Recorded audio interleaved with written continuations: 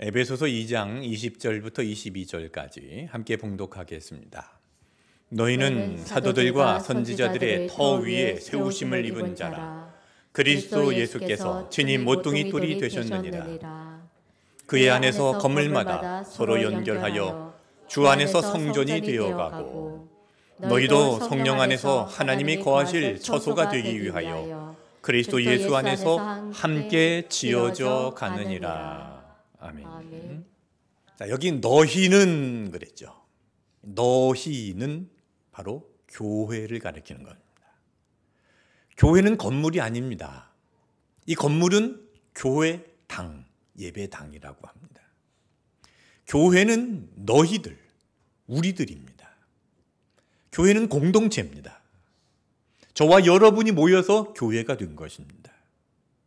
자, 너희는, 교회는 사도들과 선지자들의 터 위에 세우심을 입은 자라 했는데, 여기 사도들과 선지자들의 터 위에 세우심을 입었다, 무슨 뜻일까요?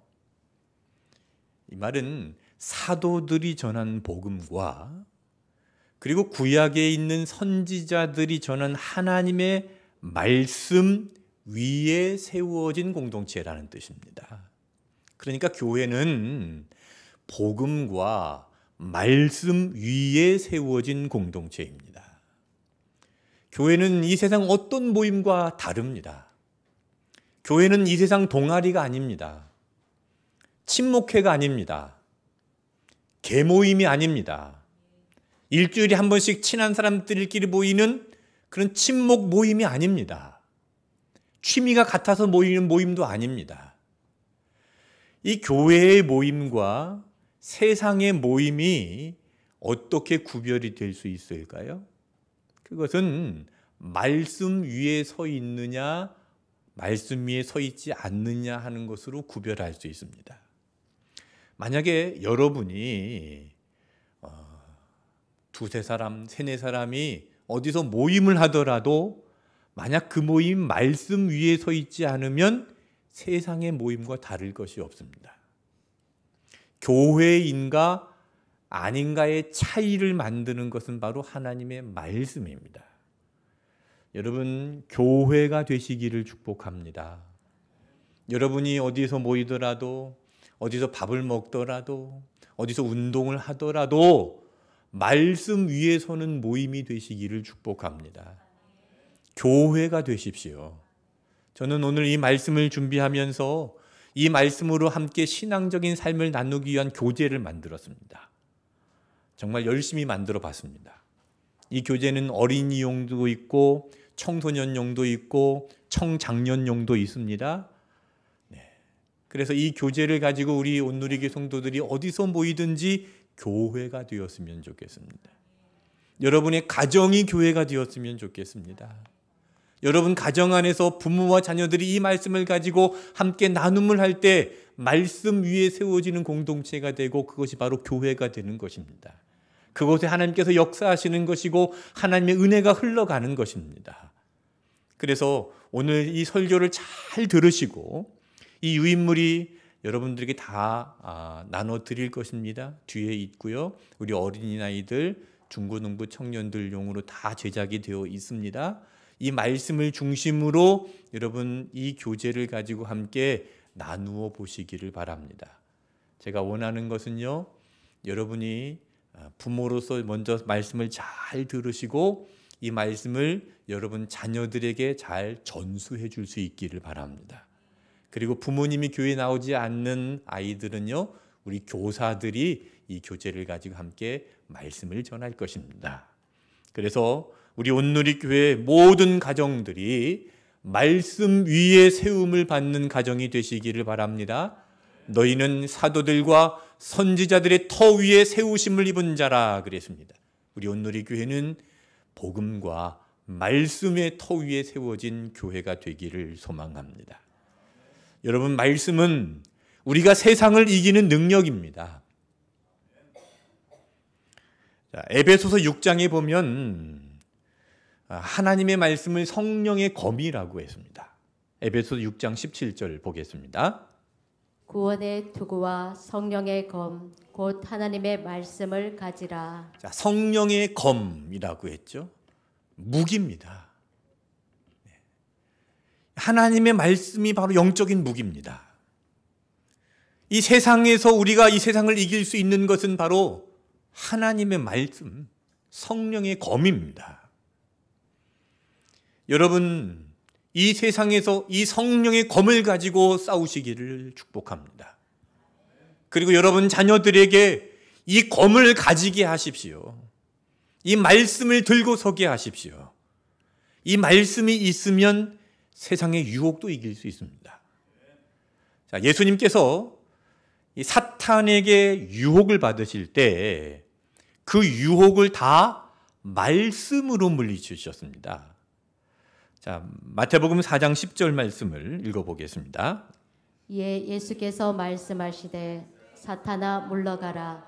기록되었으되 주 너희 하나님께 경배하고 다만 그를 섬기라 하였느니라. 예수님께서 사탄을 물리치실 때 사탄아 물러가라. 기록되었으되 주 너희 하나님께 경배하고 다만 그를 섬기라 그랬습니다. 예수님은 기록된 성경의 말씀을 가지고 사탄을 물리치셨습니다. 여러분, 이 기록된 말씀이 하나님께서 우리에게 주신 영적인 무기인 줄로 믿습니다. 하나님께서는 이 땅을 말씀으로 창조하셨고 지금도 말씀으로 운행하십니다. 저와 여러분이 하나님 말씀 위에 굳게 서 있는 공동체가 되기를 축복합니다.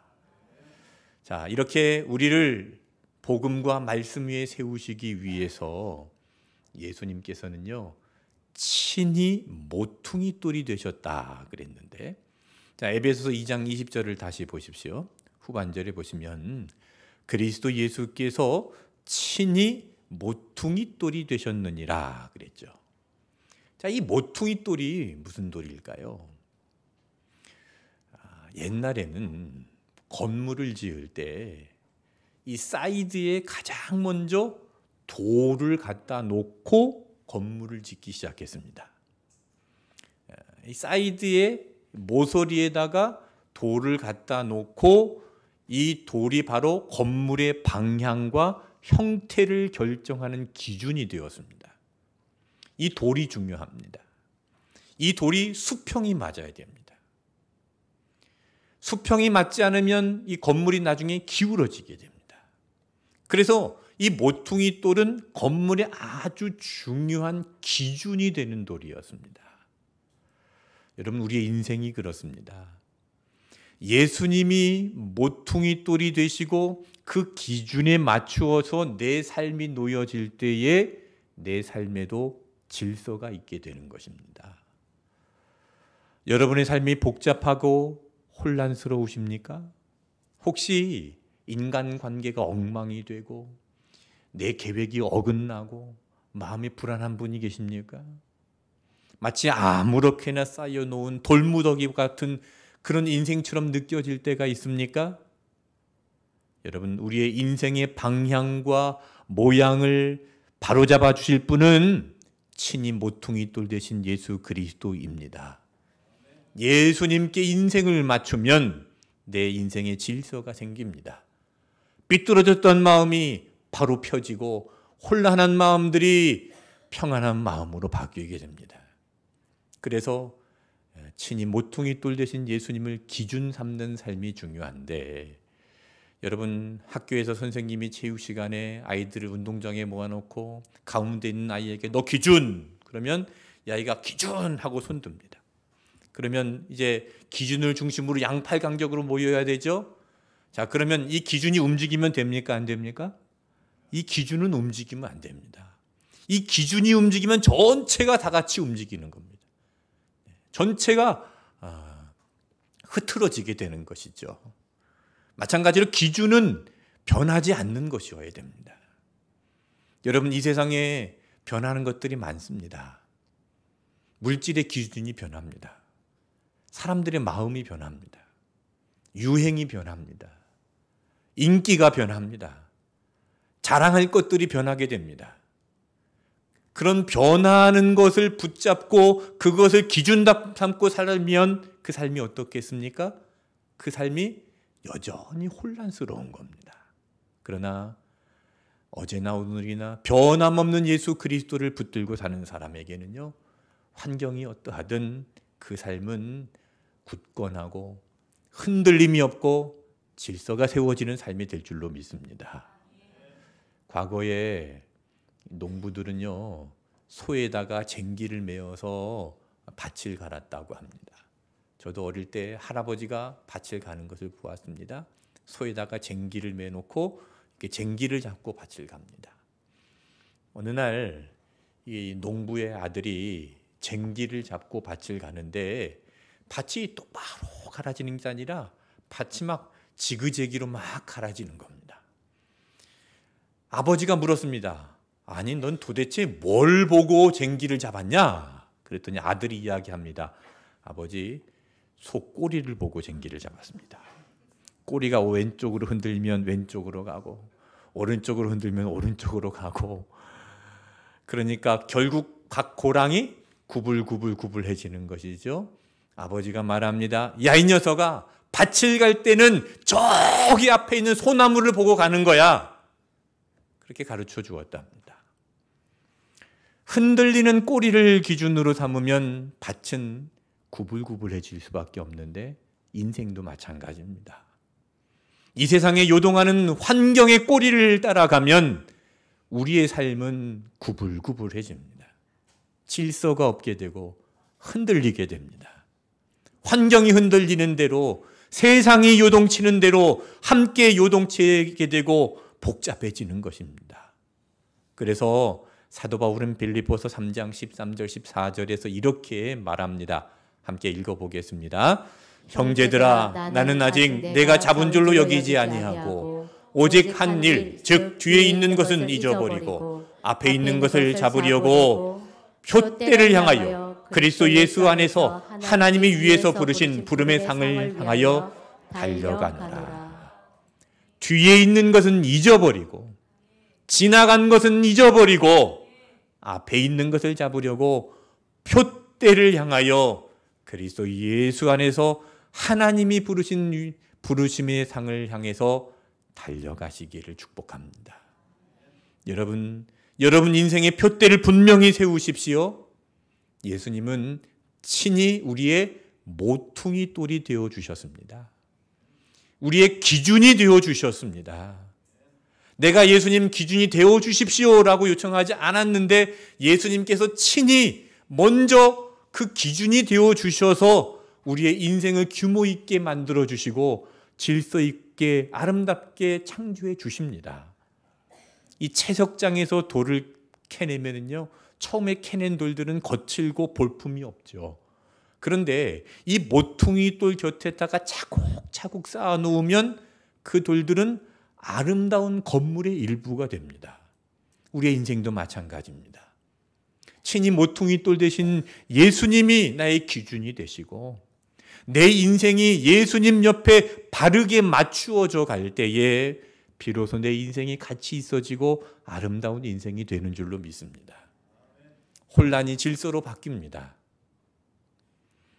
방황이 방향을 잡게 됩니다. 불안이 평안이 됩니다. 부정적인 생각이 긍정적인 생각이 됩니다. 아멘 좀 하세요. 화가 변하여 복이 됩니다. 복은 좋아하시네요. 여러분, 예수님 없이 혼자 굴러다니는 돌이 되지 마십시오. 모퉁이 돌 되시는 예수님 곁에 여러분 단단히 여러분을 세우시기를 바랍니다. 그래서 채석장에 볼품없이 여기저기 굴러다니는 돌이 아니라 가치 있는 인생으로 살아가시기를 축복합니다. 자, 에베소서 2장 21절에 이렇게 말씀합니다. 그의 안에서 건물마다 서로 연결하여 주 안에서 성전이 되어가고, 우리가 예수 그리스도의 기준을 삼아서 서로 연결됨으로 성전이 되어가는 것입니다. 하나님께서 임재하시고 역사하시는 성전이 되어가는 것입니다. 이 성전은 보이는 건물이 아닙니다. 말씀과 복음 위에 서 있는 우리의 모임입니다. 예수 그리스도를 중심으로 우리가 서로 연결이 될 때에 우리의 이 모임은 예수님께서 함께 하시고 예수님께서 역사하시고 예수님께서 움직여 주시는 성전이 되어가는 것입니다. 자, 이 서로 연결하기 위해서 중요한 것이 있는데요. 저는 제주도에서 태어났고 제주도에서 자랐습니다. 제주도에는 돌이 많죠. 어릴 때 저희 아버지가 돌로 집을 짓는 것을 자주 보았습니다.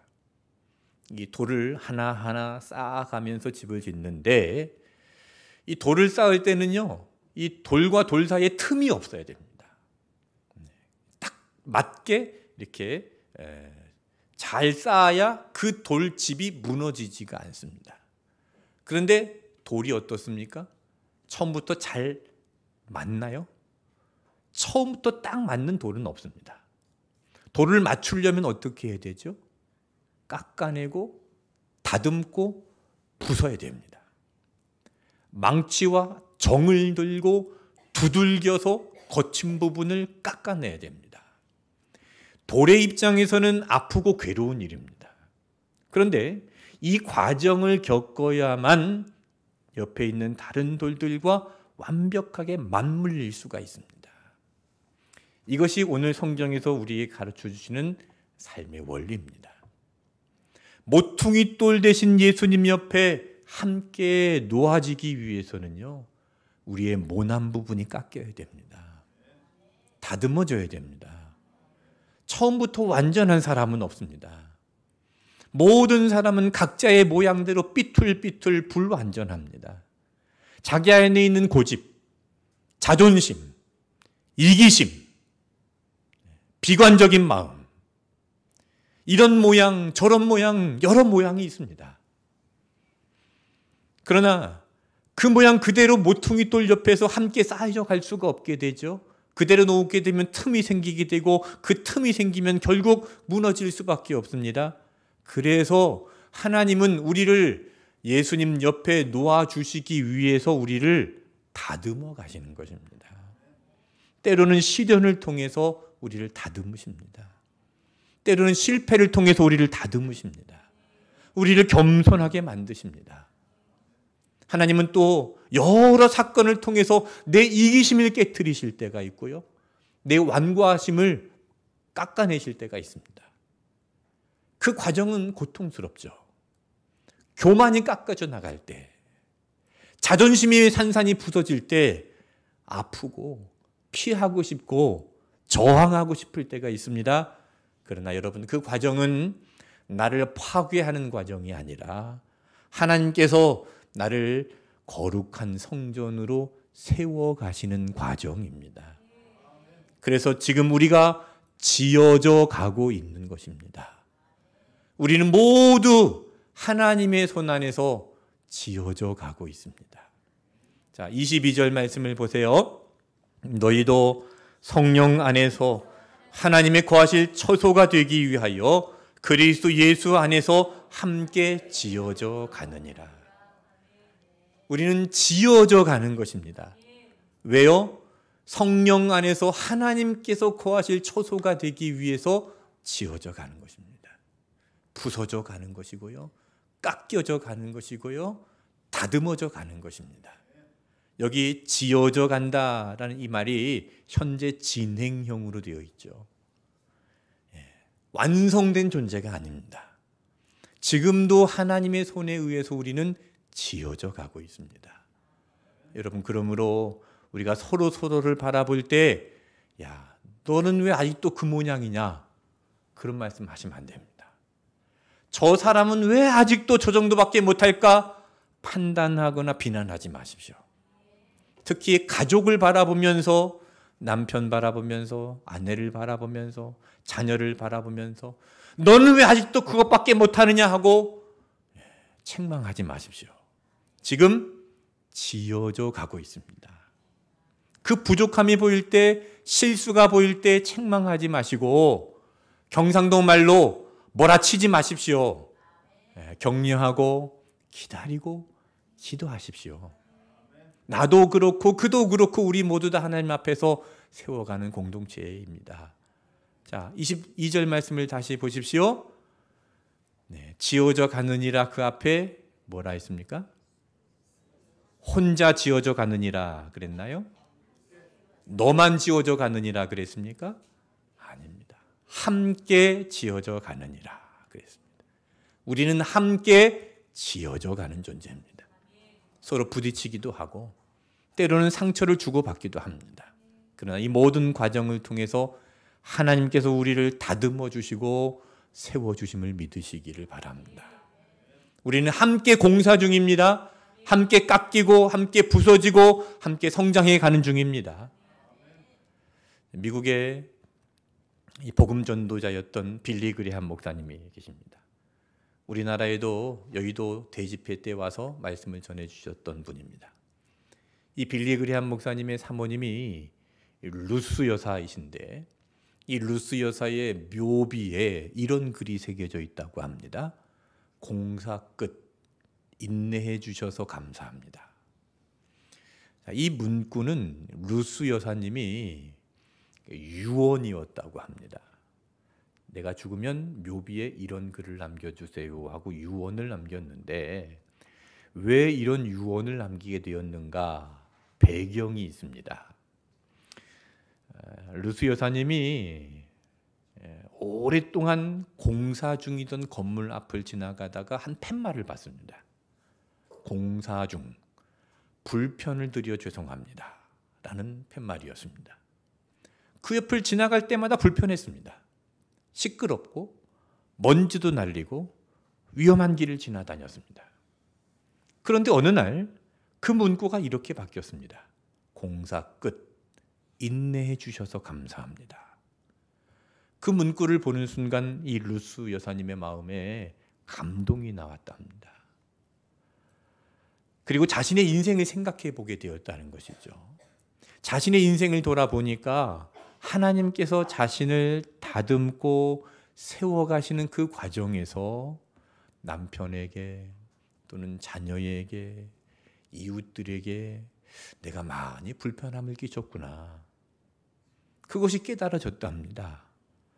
공사 중인 건물에 보면 먼지가 많이 일어나고 시끄럽고 주변 사람들을 힘들게 하는 것처럼 내가 공사 중이라서 내 모습 때문에 주변 사람들에게 그런 어려움을 끼쳤구나.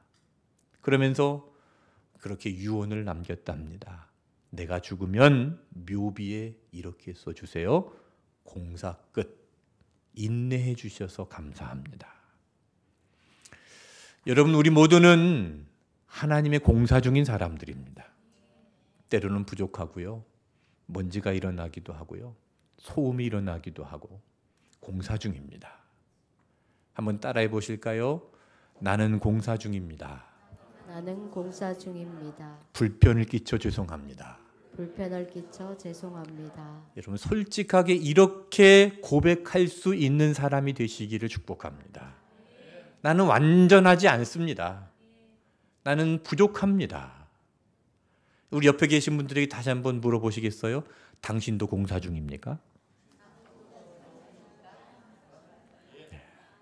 몰아치지 마시고 인내하시고 기도해 주십시오. 우리는 함께 지어져 가는 공동체입니다. 하나님께서 지금도 나를 깎고 나를 다듬고 나를 비려 가지고 계십니다. 하나님께서 거하실 거룩한 처소가 되기 위해서 우리를 만들어가고 계십니다.